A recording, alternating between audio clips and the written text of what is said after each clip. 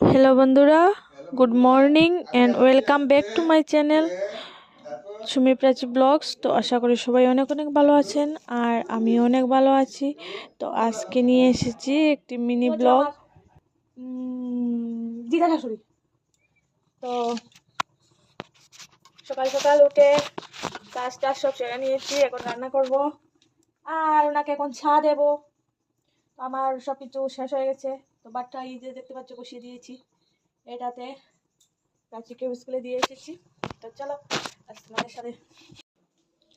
তো দিদিমা লাল চা খান, তার জন্য লাল চা বানিয়েছি আর এই যে দেখতে পাচ্ছ ওনাকে দিয়ে দিয়েছি লাল চাটা।